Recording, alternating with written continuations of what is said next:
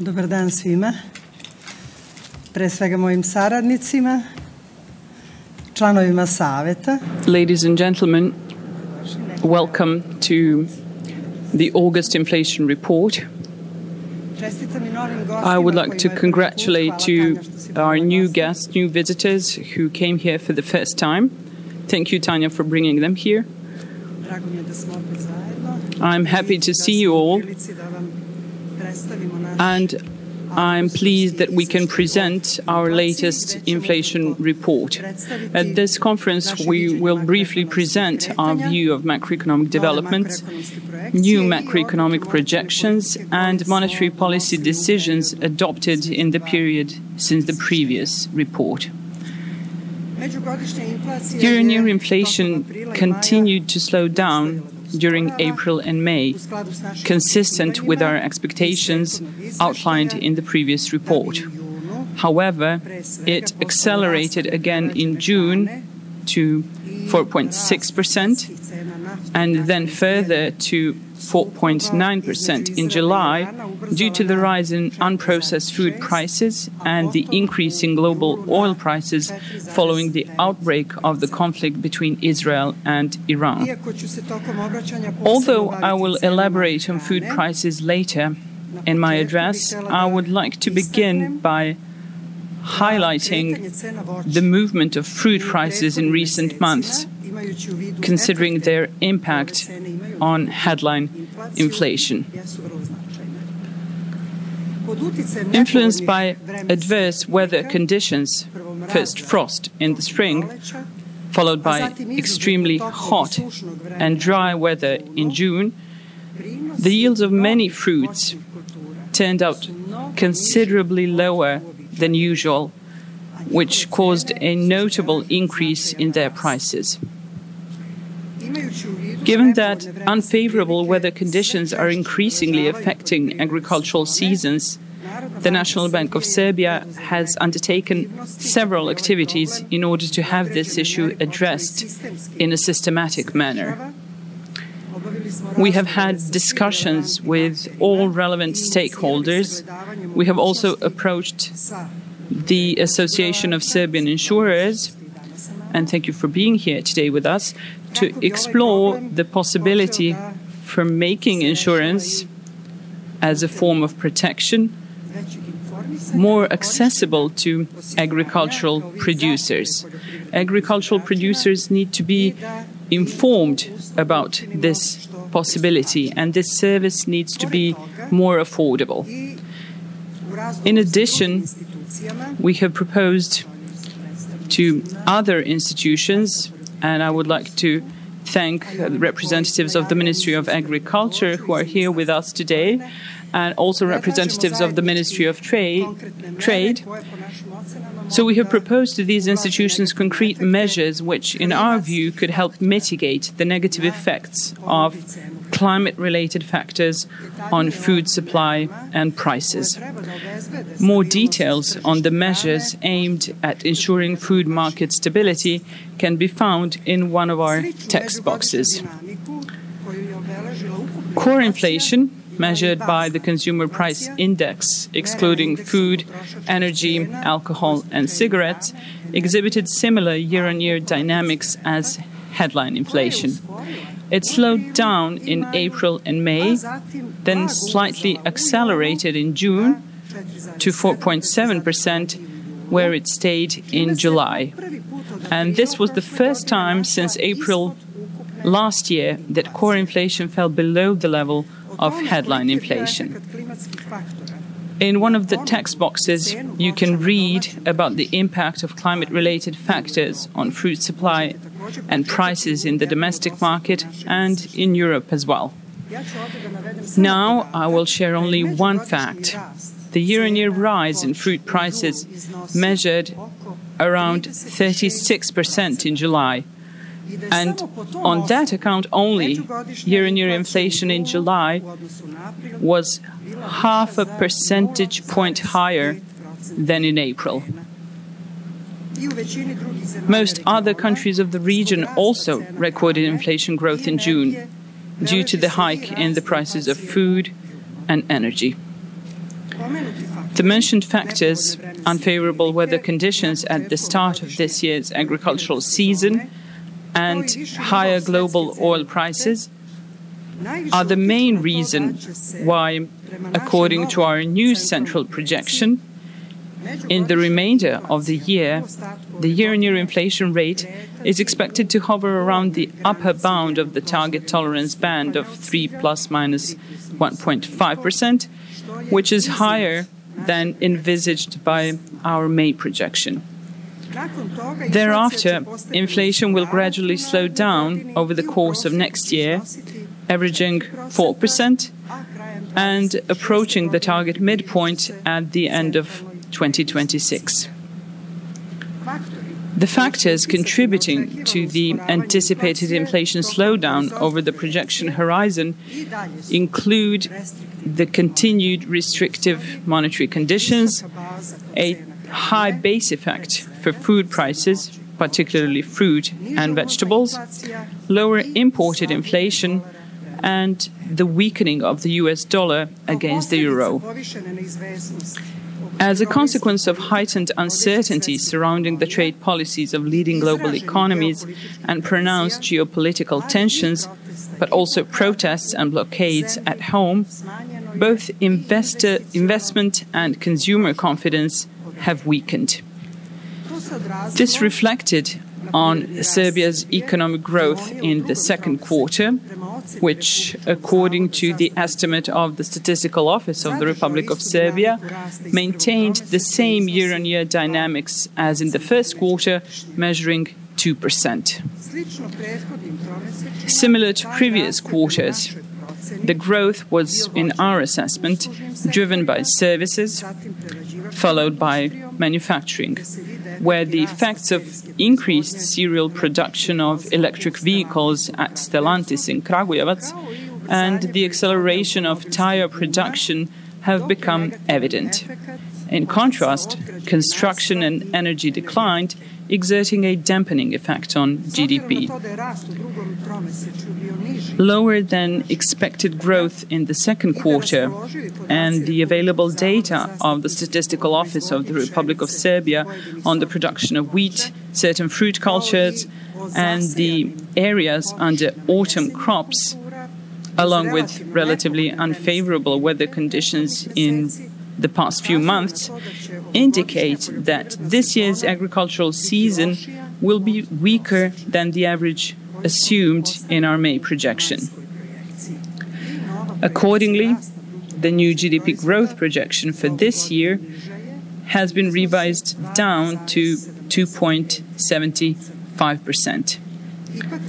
Nonetheless, we still expect economic growth activity to accelerate in the second half of the year, supported by the continued growth in automobile production and exports, as well as the implementation of infrastructure projects planned under the Leap into the Future Serbia Expo 2027 program.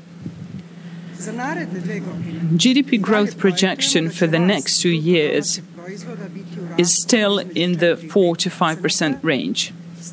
However, owing to the specialized international exhibition Expo 2027, in 2027 we expect a growth rate closer to the upper bound of the projected band, as a more notable rise in contribution is likely from services on the production side and from net exports on the expenditure side. Private consumption will be boosted by higher disposable income and positive labor market trends.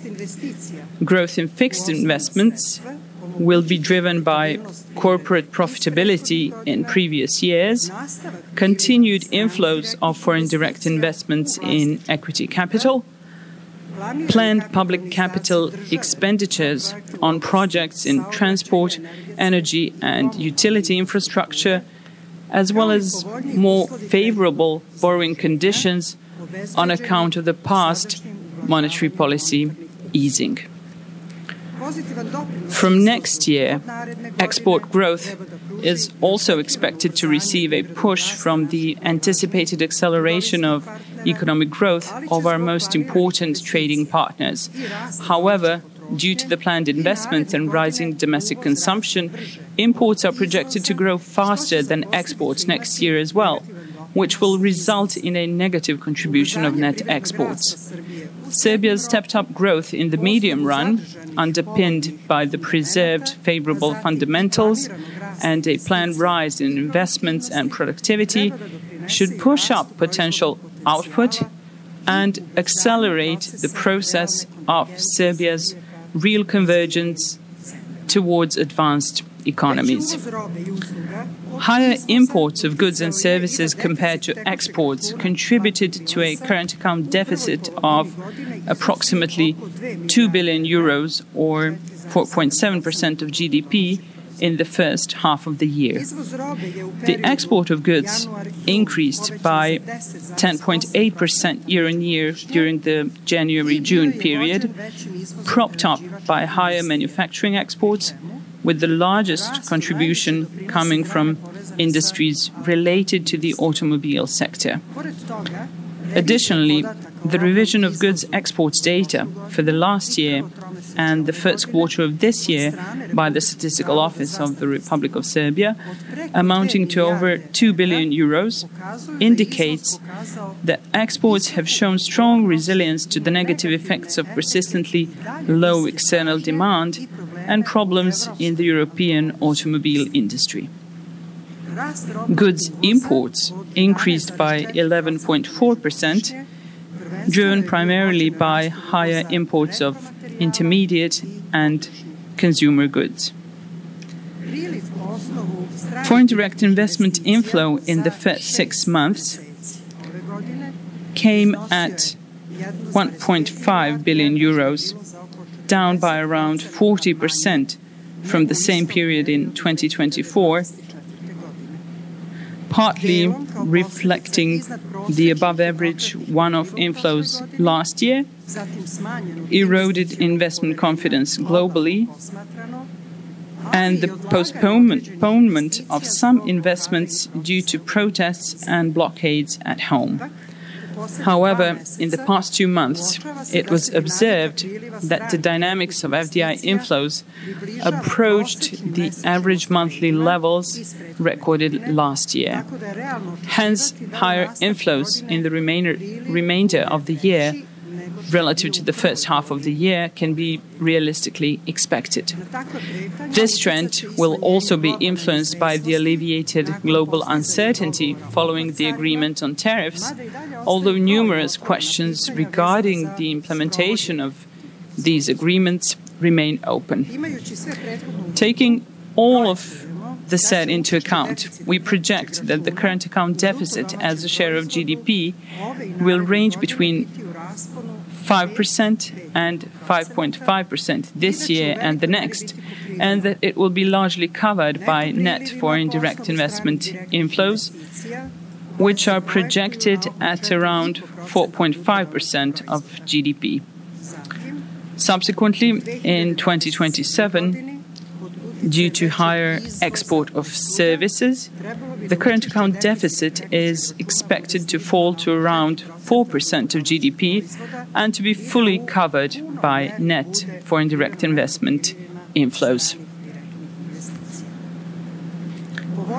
Improved balance of payments movements and diminished FX demand of energy importers added to appreciation pressures from April onwards. To preserve the relative stability of the dinar exchange rate against the euro, the MBS participated in the foreign exchange market mostly as the net buyer.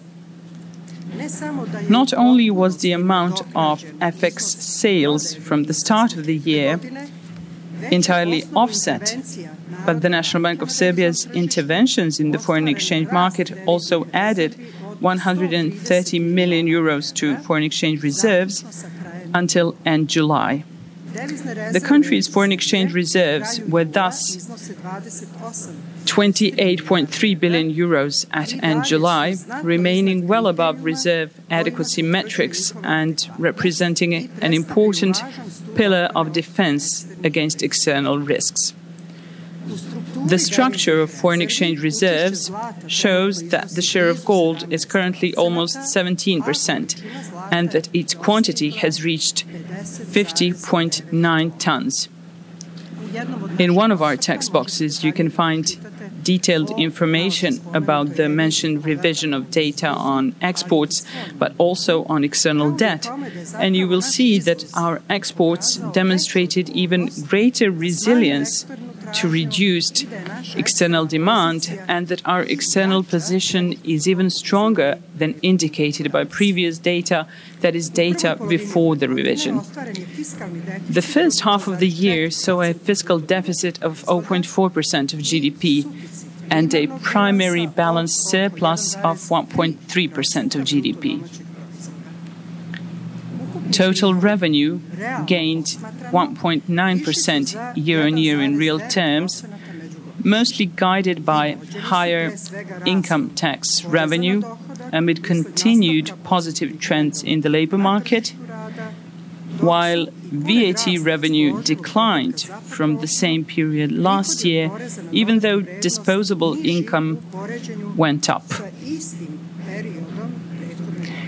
At the same time, fiscal expenditures rose 4.8% in real terms, guided by higher outlays for pensions and public sector wages, as well as capital expenditure.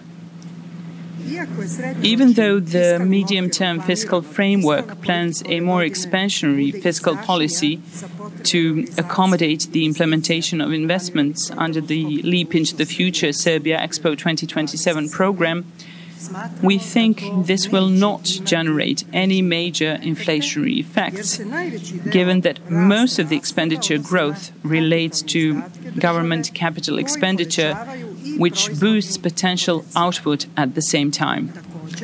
Furthermore, the planned deficit of 3% of GDP will not undermine the downward trajectory of the share of public debt in GDP, which equaled 44% at end June, according to the national definition, and was well below the 60% Maastricht criterion.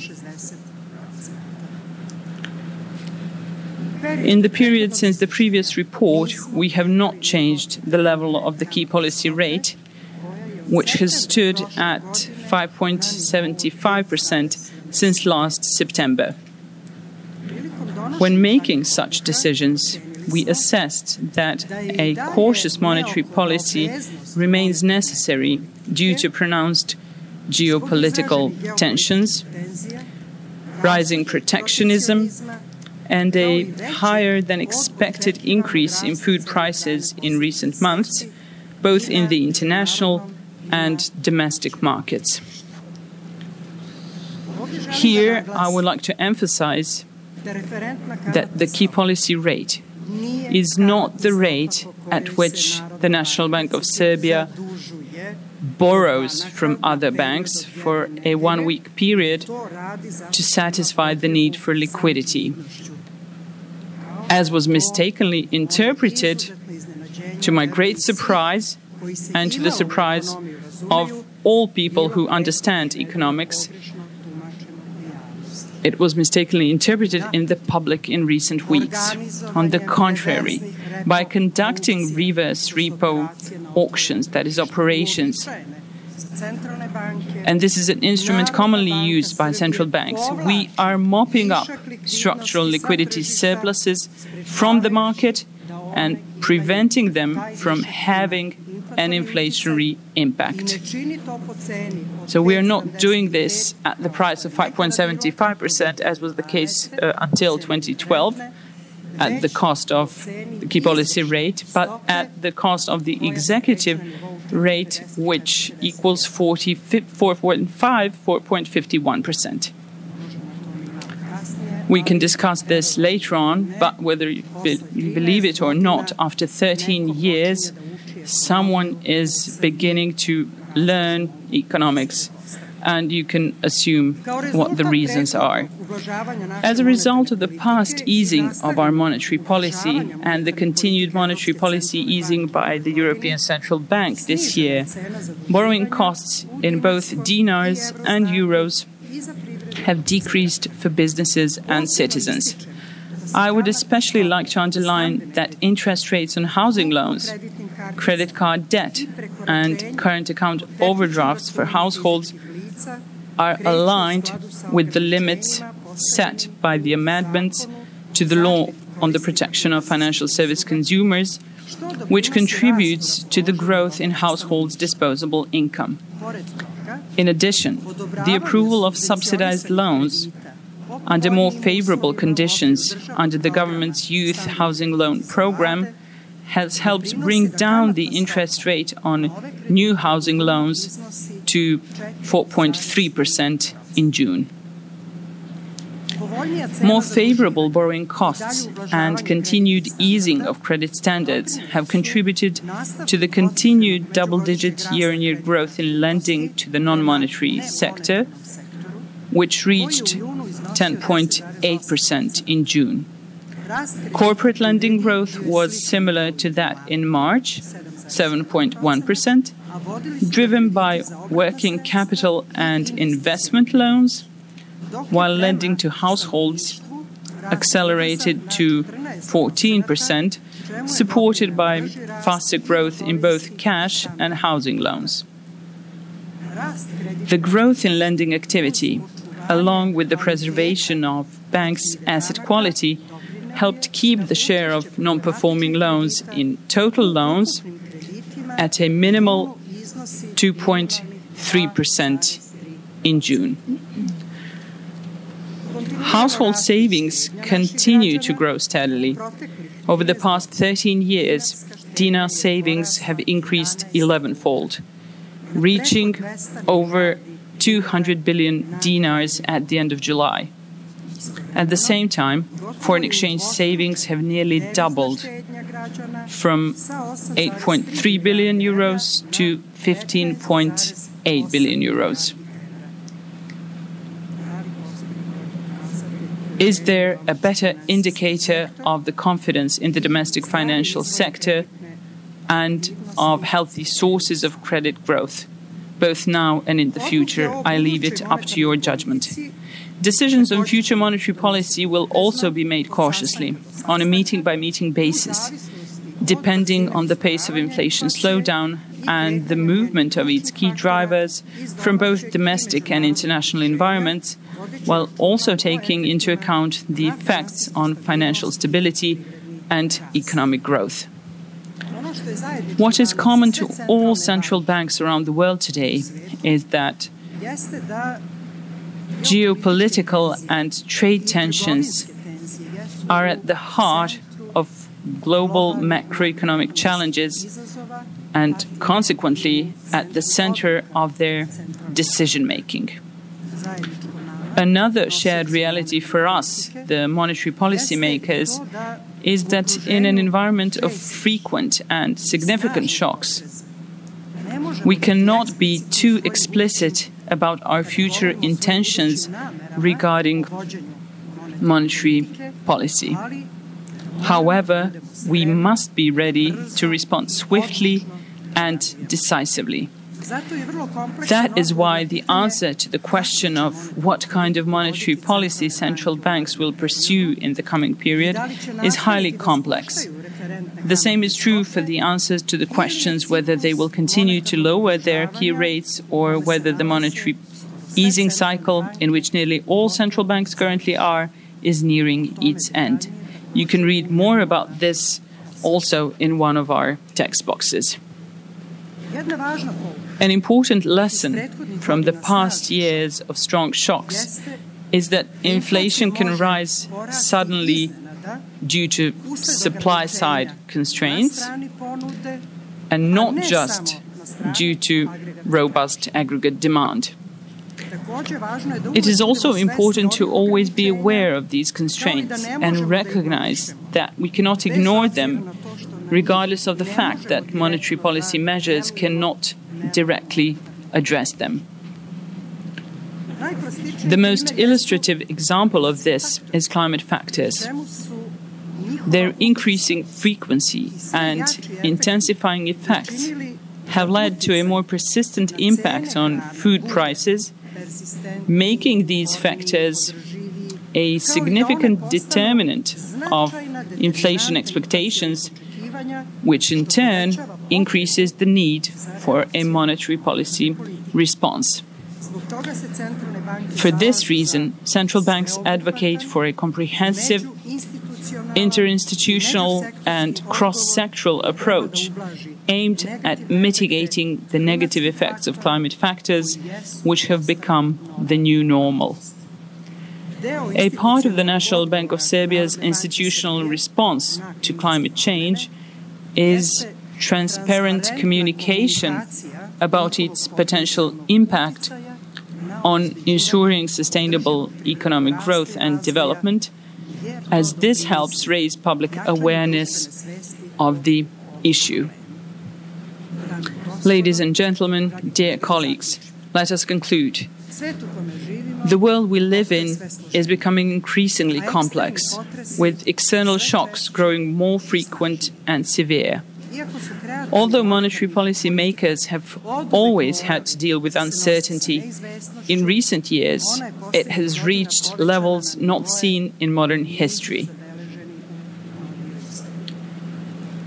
We have faced a pandemic, conflicts in Europe and the Middle East, and the worst energy shock since the 1970s.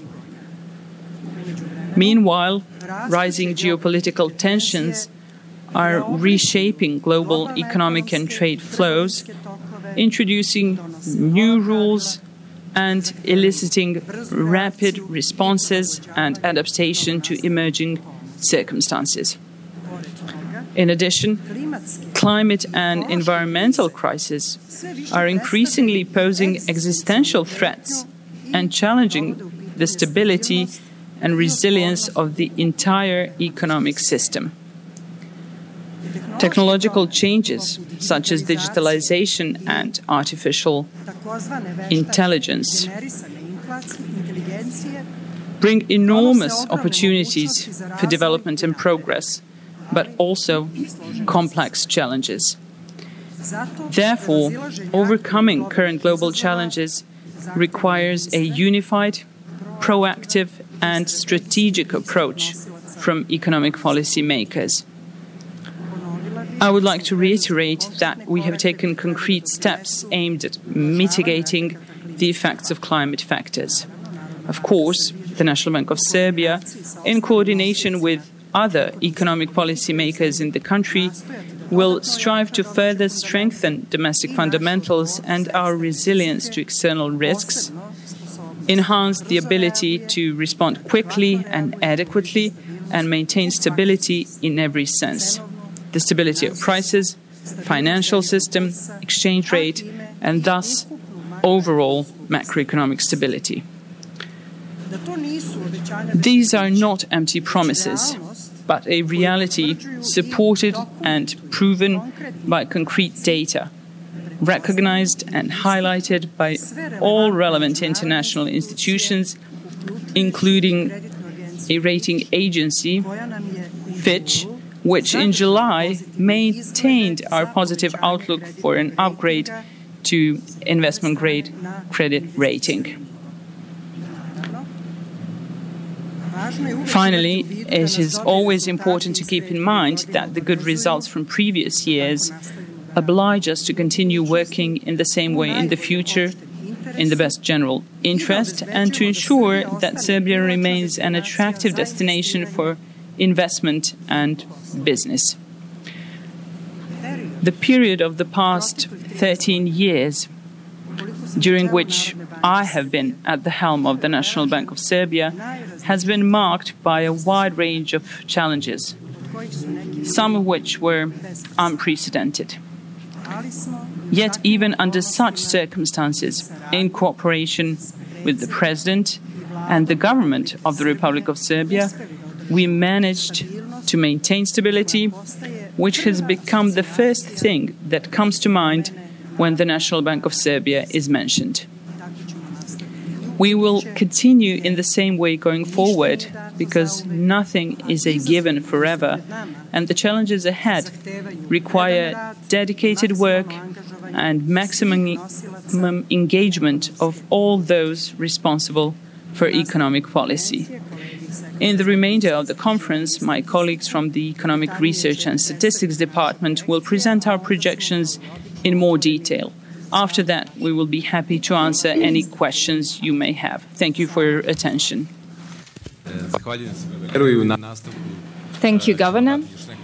Now we will provide a few more details about the inflation projection and some factors that are largely behind the inflation movements in the year to date. As the Governor said, this primarily refers to fruit prices that were affected by climate factors, that is, adverse weather conditions in our country in the past months.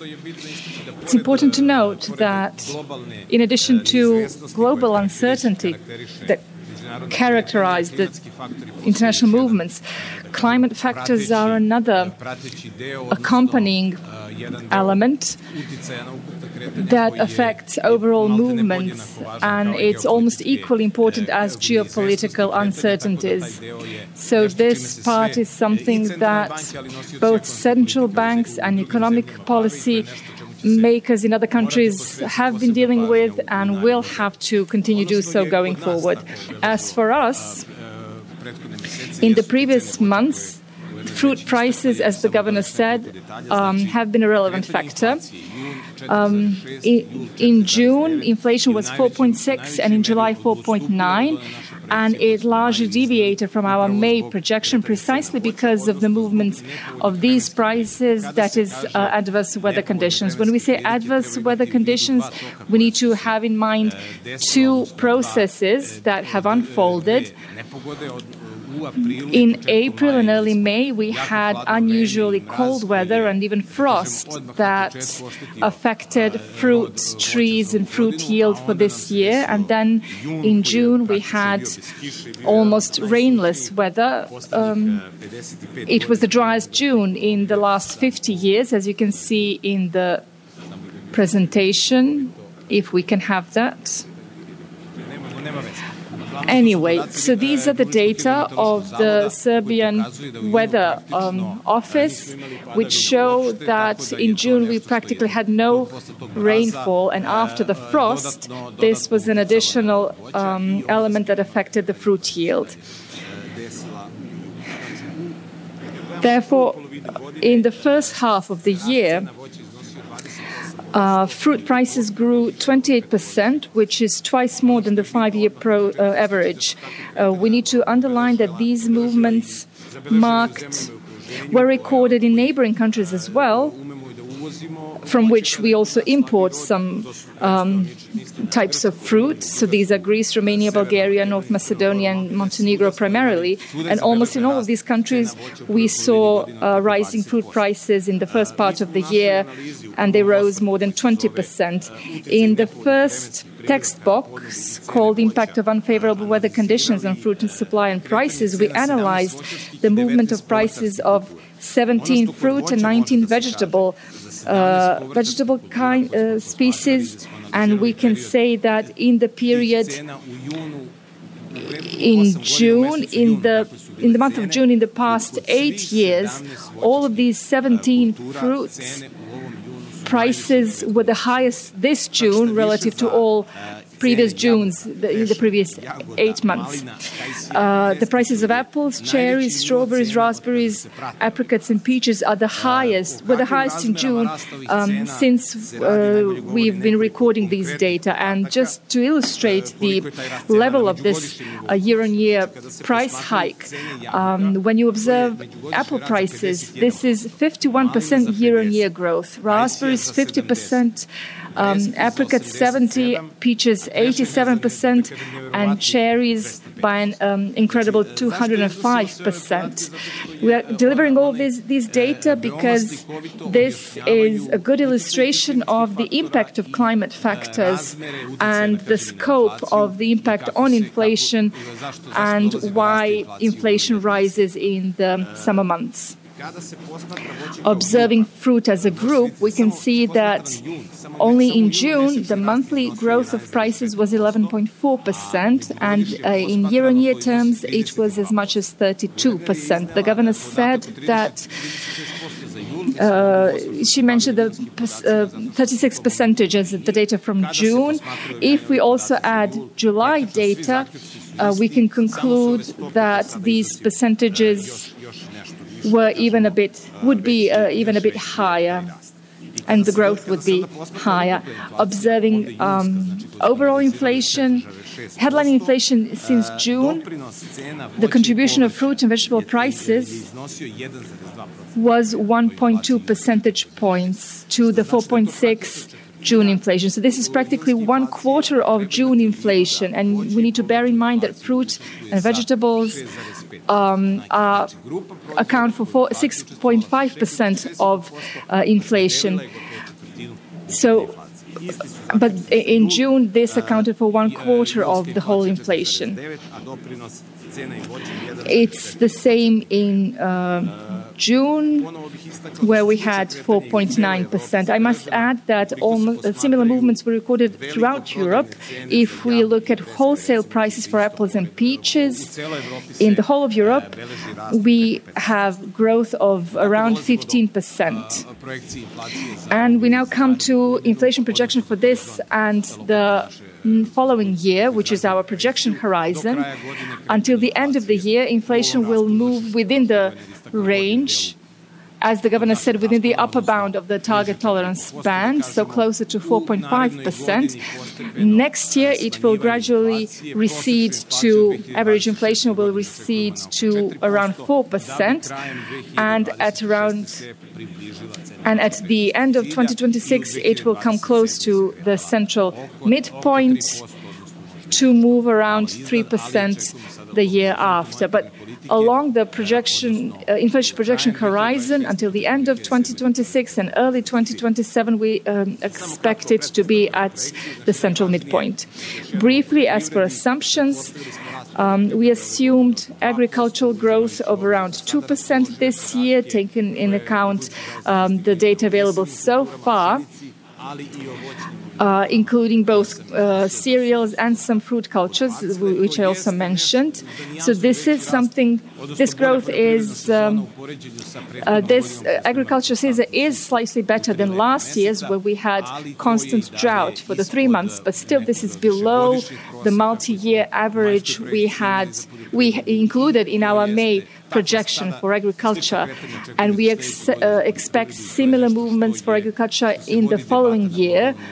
There's a global debate on this issue as to how to take into account these agricultural projections for the following inflation projections, because these averages can give us an image that's an optimistic, but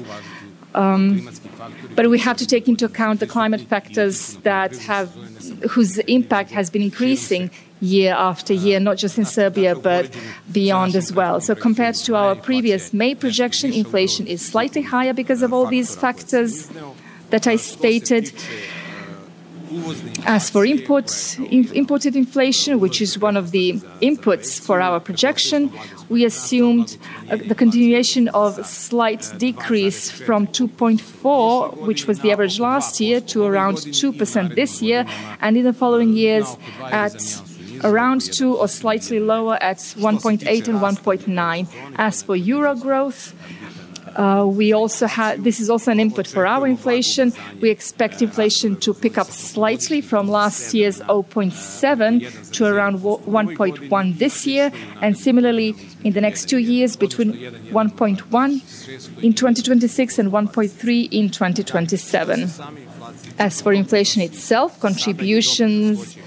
the contribution of fruit and vegetables is much higher than we expected in May, and we expect it to continue to remain so going forward, unfortunately, because currently it's unrealistic to expect a considerable fall in these prices given the supply that we are having right now. But next year, we hope their contribution to headline inflation will decrease with the new agricultural season.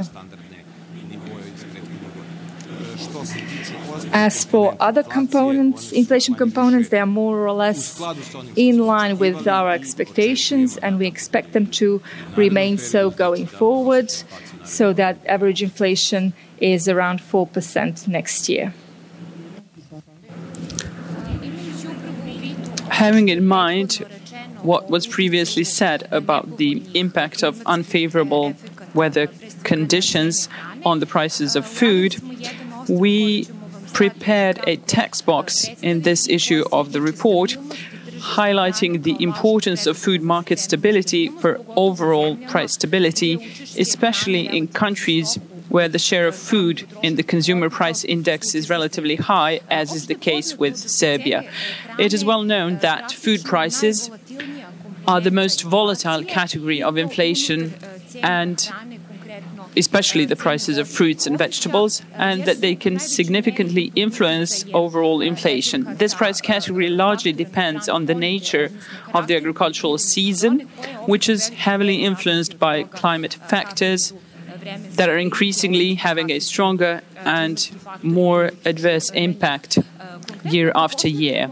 Specifically, in 4 out of the past 5 years, we experienced below average agricultural seasons, which led to a reduced supply of agricultural products. So average yields are below multi-year averages. This has a negative impact on supply and results in a small or even negative contribution of agriculture to GDP. So this year we had a negative effect of these climate factors, which led to a rise in food prices, and this was the key determinant of higher inflation outturns in June and July than expected in May. And this is what Savo already elaborated on. This is also indicated by the following data. In the period from 2012 to 2023, which is the latest available annual data, the gross value added of Serbia's agriculture recorded an annual trend growth rate of 0.6%. It was positive until the pandemic at 1.5%, and after the pandemic it turned negative. And this partly explains the growth in food prices that happened after the pandemic. If we look at the entire food production chain, we can see that from 2014 to 2020, cost-push pressures were not significantly pronounced. They were rather low, and food prices were quite stable, and this was one of the factors which contributed to price stability as well. After that, starting from 2021, cost-push pressures in food production began to rise, driven by global developments. These pressures, intermediate goods, fuel prices, seed prices, fertilizer prices, all this spilled into higher prices of agricultural producers. Then it spilled over onto buyers and manufacturers of industrial food products, and ultimately to retail food prices. It is important to note that even though in 2023 we saw a loosening in these pressures and food prices slowed down their year-on-year growth, producer prices remained around 40% higher than pre-pandemic. We should also take into account that we are talking about the prices that largely depend on the factors on the supply side, and this is not a problem that can be resolved through monetary policy measures. Even though this is of key importance for us from the aspect of ensuring price stability, as these products can dictate the inflation profile, we cannot directly affect this segment by monetary policy measures. That is why the National Bank of Serbia advocates for a comprehensive, institutionally coordinated and cross-sectoral response, which the governor already mentioned. The governor already initiated concrete actions and cooperation with relevant institutions in order to mitigate the negative impact of climate risks.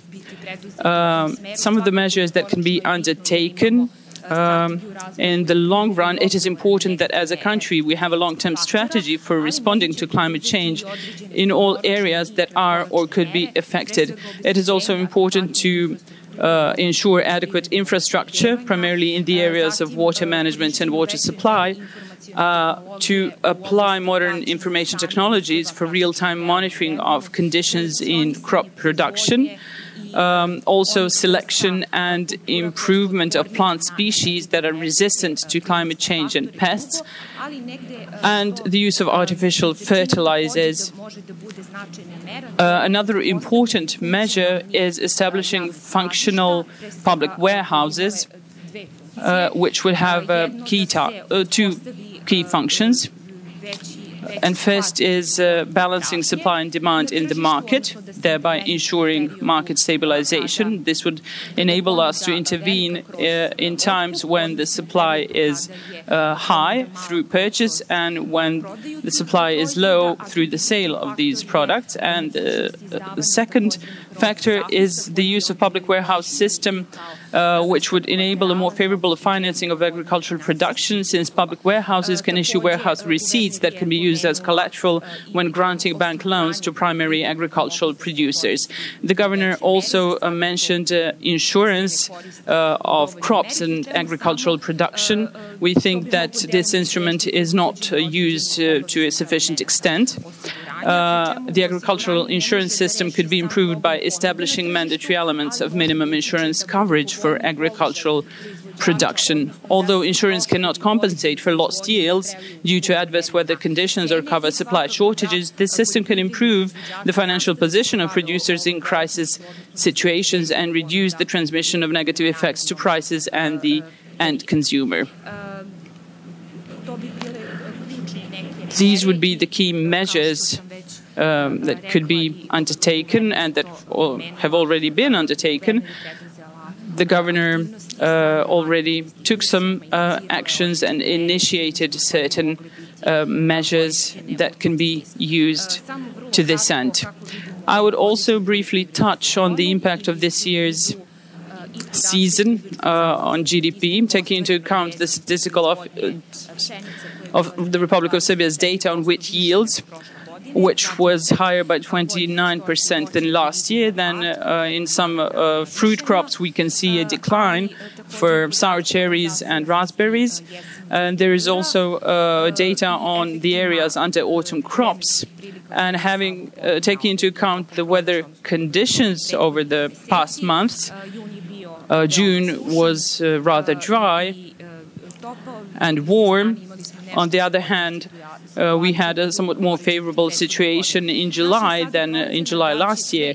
So having all this in mind, our estimate now is that this year's agricultural production will be slightly higher above last year's, with a positive contribution to GDP of 0.1 percentage points, while in May we had assumed it would be average, and we assumed agricultural production growth of between 6 and 8%, with a contribution to GDP growth of 0.3 to 0.4 percentage points. So the revision of GDP growth in our new projection relative to what we expected is May is in part due to a weaker agricultural season.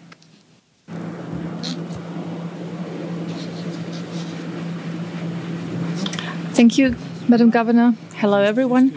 I would like to use this opportunity to present another text box from our inflation report, which is yet another confirmation of the resilience of our export to external shocks, including a slower growth in the euro area and our key foreign trade partners within the euro area, which are Germany and Italy. It's a fact that the economic growth in the euro area in 2023 and 2024 amounted to 0.4 and 0.9%, and that in Germany, in both years, we even had a fall of economic activity of 0.3 and 0.2%. In the same period, exports from Serbia still managed to record growth, first 3.7 in 2023, and then as much as 6.5 in 2024.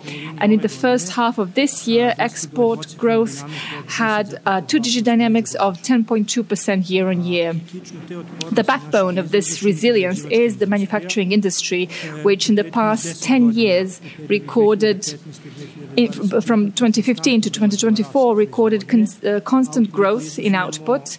And if we disregard the pandemic 2020 year, it also had a constant export growth. Another important element is a strong FDI input, which in this 10-year period amounted to almost 10 billion euros, which is around 30% of the total FDI inflow to Serbia in this period. Also, in addition to these high inflows, we also need to emphasize their diversification in terms of projects and geographies, which helped widen our export base. And so an increasing number of sections in manufacturing industry recorded export growth. For instance, in 2023 and 2024, two-thirds of manufacturing sectors recorded growth. And in the first half of this year, this number increased to 19 out of 23 sectors. In these sectors, the best results were recorded by the sectors that were the first to attract the largest number of FDI.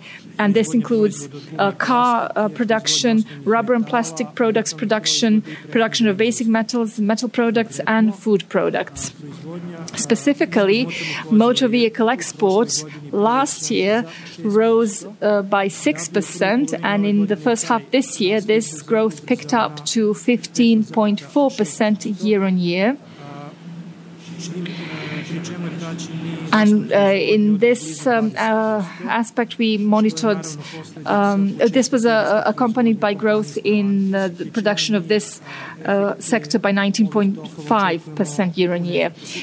This is mostly due to the Stellantis company output, which we expect will give full effects going forward. As for rubber and plastic products, in the first half of this year, growth increased to 21.8%. When other three major manufacturing sectors are included, we see that out of the total growth of manufacturing in 2024 of around 2 billion euros, almost 80%, that is 1.6 billion euros, came from these five areas. And similar movements were recorded in the first half of this year, where 1.5 billion euro was accounted for by around 70%, that is these five areas. To conclude, I would like to add that during last year and in earlier this year, we noticed that our export has had very good results based on some other macroeconomic movements and movements in the FX market, although official data showed otherwise.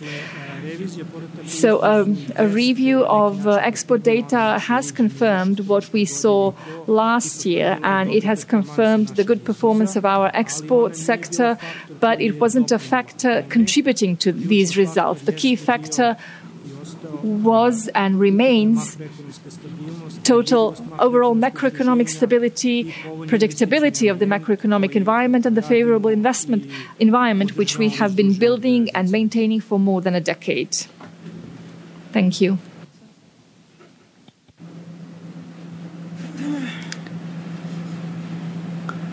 So if you have any questions.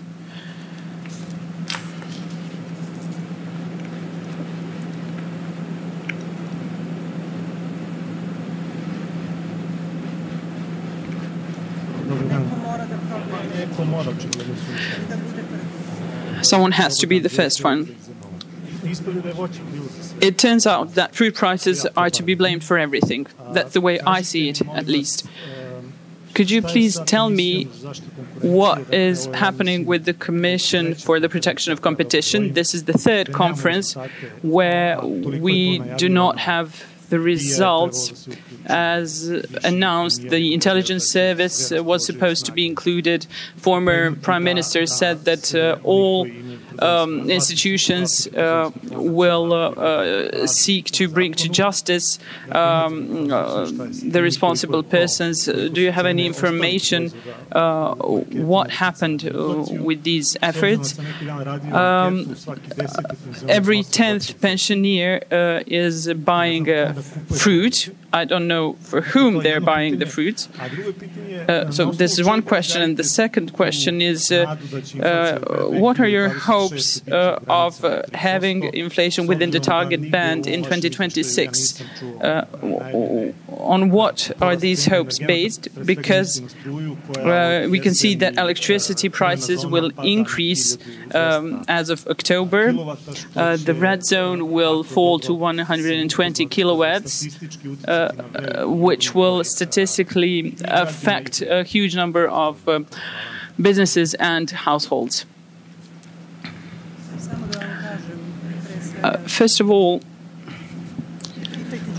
I would like to tell you that this question should be addressed to someone else. I will quote what you said.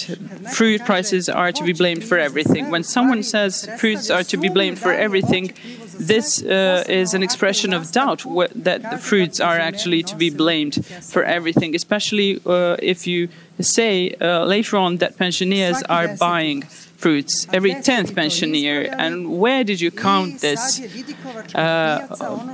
On the sample of the market, green market on Vidikovac.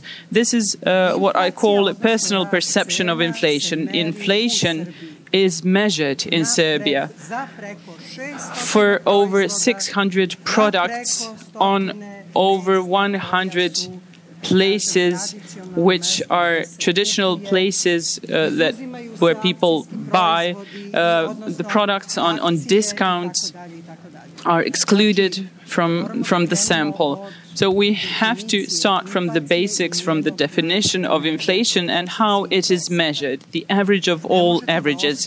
You cannot dispute the price of fruit, which increased the way we said by in the range from 36 to 80%. The buyers are those who have the money. It was never the case in history that everybody had the same salary, not even during communism, because living conditions, ambitions, possibilities, they are not equal.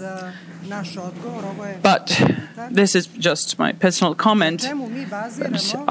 My response, as your question, what do we base our optimism regarding the inflation outturn in 2026? I'm asking you, were you able to predict events that happened in the near future? Everything that happened, starting from the Greek crisis, at the time we could, I say, manage by these events. But everything that happened after the pandemic was difficult to manage. But we showed that we can do it. Even at the time when it was difficult to provide liquidity, we provided it. And I want you to remember this, because experience and our experience-based results give us the right to claim that we will be able to respond quickly and decisively, like we said. And what you keep forgetting and what is often implied and goes without saying, and I would like you to think about it in a different way. You know that economics is part of is in part mathematics and in part psychology. And at the heart of everything lies not when I respond, but when you give answers, and I give very responsible answers. The need to explain what do we ground our, not optimism, but responsibility in behavior and response to everything that is happening and which we do not cause, but are legally mandated to keep in check. Only a part of this is monetary policy lending activity, whereby the National Bank of Serbia can influence keeping inflation under control. Quite some time ago, I was courageous enough to warn of high margins, because I do not owe anything to anybody. I was courageous to warn about the cartel behavior. Of course, you will forget this. I will not blow my own trumpet. The fact that I mentioned this, I was the first one to mention this. But I will try to give you an answer. For the past 13 years, you have had a stable financial system, a stable exchange rate, those who do not like that exchange rate call almost a fixed exchange rate. So why are there people who do not find stability beneficial, and they want to dispute it, they want to denigrate it? Because this type of monetary policy has resulted in them losing their privileges. What does a stable exchange rate and a stable financial mean? It means that we have said enough to somebody's privileges, but privileges, it is difficult to forget privileges, and you fight for them at all costs. And why is stability convenient for other people? Because before, in the prior period, they were a victim to the previous system. And now these people highly respect the results these authorities have ensured, because we have a continuity of monetary and fiscal policy. Who is the winner, who is the loser here, who is content and who is discontent, who wants to preserve the achieved stability and invests all efforts into ensuring this stability by taking a cross-sectoral approach and in a sustainable manner. My response represents the basics, the foundations that our decisions are based on when doing our model projections. And we do these projections on a par with the leading world economies.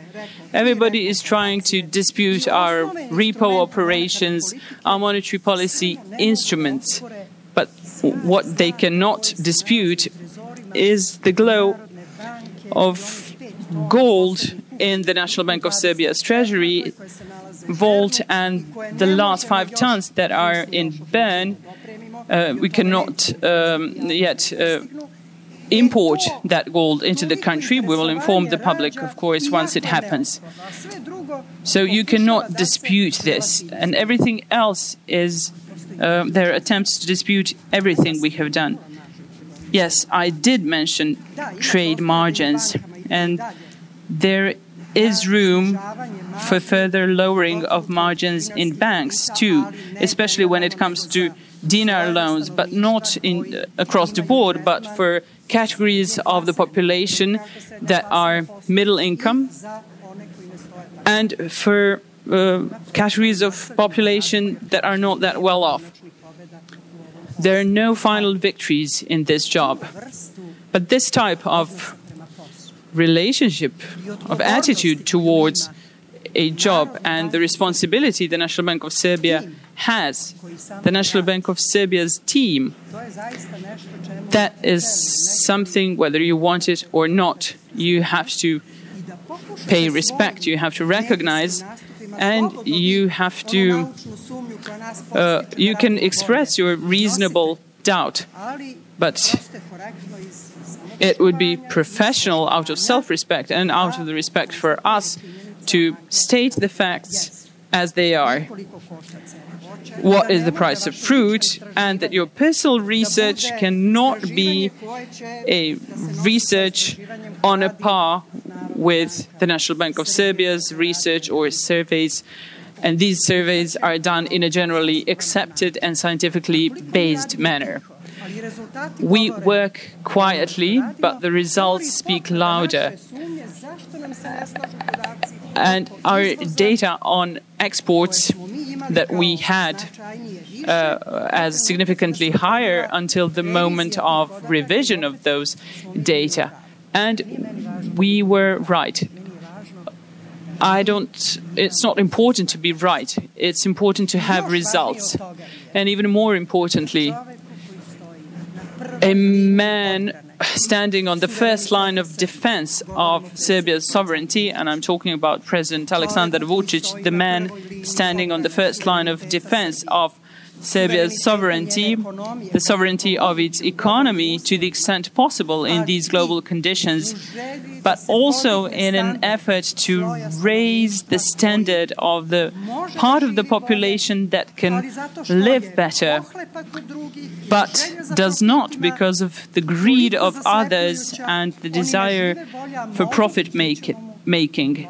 And we will help this group of people to live in a better way. And that is the task of all institutions working in Serbia. I had 3 meetings with stakeholders that can affect inflation. But we also have regular communication with the retail chains due to the estimate of inflation that we're in charge of. We have an estimate of inflation according to our nowcast model for the next month. So we already have a part of the estimated effects for August. But yesterday in communication, Savo told me there are 2 weeks. We are scanning some prices until the 21st of July. I do not take these as data that can influence future analysis, because you cannot predict what can happen on the supply side, just as we can predict what can happen on the demand side to a large extent, but not fully. I apologize for taking too long, but I try to give you a friendly answer. I want to cooperate, but even if I were the last one in the world, working with such an attitude with my team, for my country, for our future, I would continue working so, even if I didn't have the support of anybody, as long as I have the support of the one who nominated me for this position. Savo will now give you the details that you're interested in. To respond to your question, specifically as for inflation projection, inflation is measured using the consumer price index, the products included therein, and we naturally project the inflation path based on these products. You asked about electricity prices. We agreed with the IMF in October that the prices should go up around 7%. We included this in the projection, and this has an 0.4 contribution to projection. We should also say why these prices are going up. Yes, we also have this data. Serbian electricity prices are still the lowest in Europe and the region, of around 0.11 euros per kilowatt hour. You mentioned the transition from the red zone, and the consumer price index does not include this section as such. It includes just the price of electricity. So the electricity price is included. in the inflation calculation. As for other components of inflation, we always explain the deviations relative to the previous projection and our expectations going forward. That is, which components will have a greater and which will have a lesser contribution. I don't want to bother you with all these figures, but for instance, fruit and vegetable prices have the biggest impact contribution right now, which will gradually be reduced. I stated the record high figures, but it's not realistic to expect such high figures every year. We don't think it will be like that, but this is an ongoing debate. We calculated the contribution of the fruit and vegetable prices to inflation to be lower, but other components, such as the prices of non-food products and services, their contribution is currently 2.1%, and it will gradually reduce to around 1.5% in headline inflation. Administered prices, which include electricity, this year we have 5.8% going forward. This contribution will also be gradually reduced, but administered prices are always around 1% of headline inflation. So when you calculate all of this, you get that inflation will gradually recede. And at the end of next year, it will be around 3.3, 3.4. But considering all uncertainties globally and locally, we can't just focus on one figure until the end of next year. And in 2027, so uncertainties are considerable. We have explained relative to May, the main differences relative to May. All components are more or less in line with our May projection, but I just spoke a lot about food because that is the biggest deviation. I only want to add something else. You have our report on our inflation report. So these are words on paper that are left as a trace of something that has happened. But you also have publicly published press releases, not just from us, but Standard & Poor's, Fitch, and the others.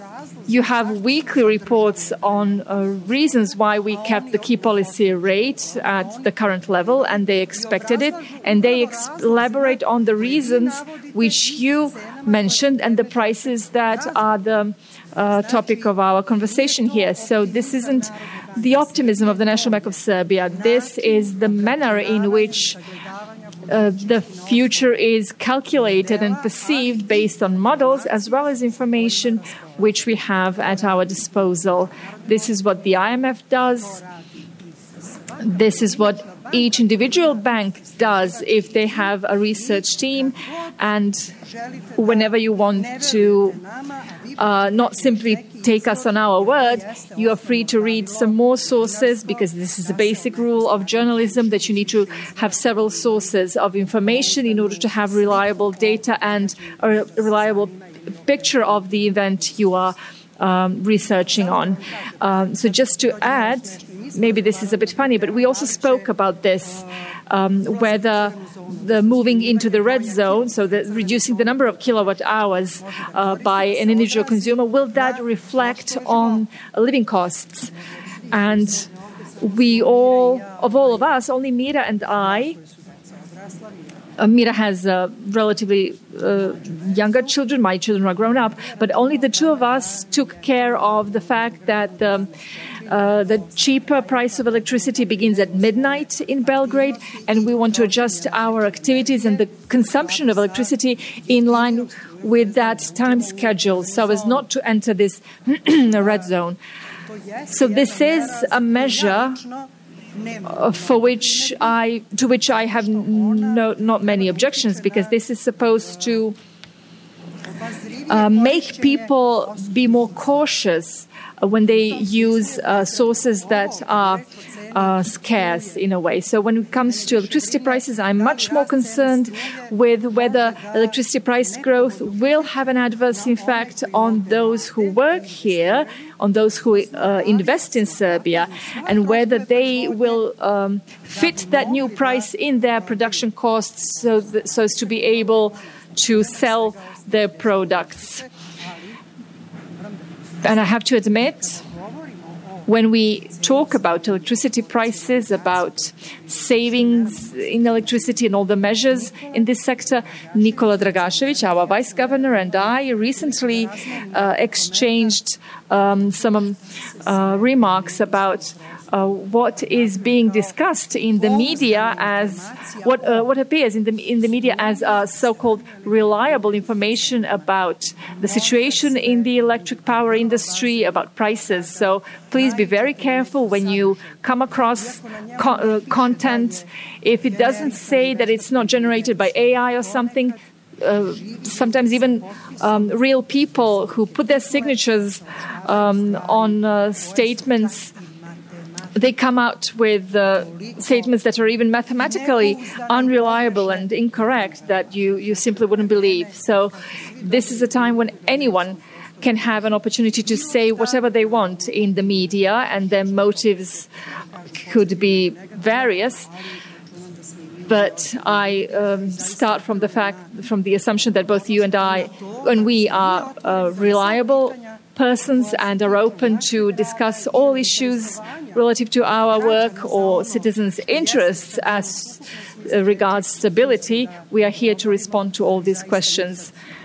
And we never leave you without having your questions answered. We shall see. The price for citizens, for households, is one thing. The other thing is the price for corporates. So those agreements are subject to some other rules. They are long-term in their nature. They have hedging options and so on. But we take care of all this so as to have that final goal in front of us. On one hand, stability, on the other, higher GDP, because if we have higher GDP, that means that I wouldn't say in this inflation report that we have increased costs for paying out pensions and wages in the public sector. And why are we having them now? Because we have lower activity and lower GDP growth, which is only 2%. And in this reduction, in one good part of it is attributable to those who do not want to see Serbia move forward, although some processes are probably unstoppable. I do not have these press conferences, so when we have this inflation report presentation, I do not stop myself. I'm sorry.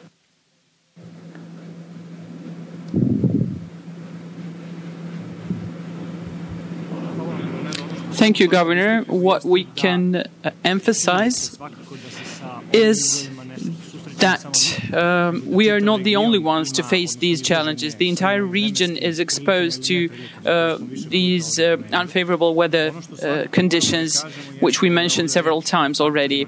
We are talking about factors on the supply side. So when talking about climate change, they affect agricultural production, when they lead to weaker yields. And this is something central banks cannot influence with their monetary policies. We can impact the price of loans, and this is what has been done in the prior period. Indeed,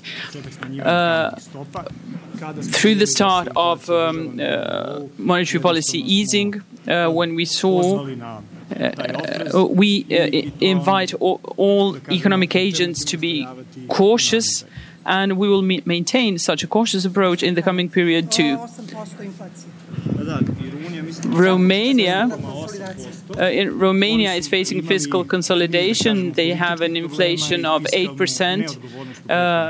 They had irresponsible fiscal authorities before, and given the political changes they experienced recently, they embarked on fiscal consolidation, which should contribute to the lowering of their inflationary pressures, but also to the improvement of the general macroeconomic situation. So we're not talking only about Serbia, but the entire region as well. Each of the countries is facing its own specific internal troubles while being exposed to global geopolitical challenges as well. Inflation. Yesterday, data on inflation was published. It was supposed to be 4.9, and it is 7.8%. in Romania.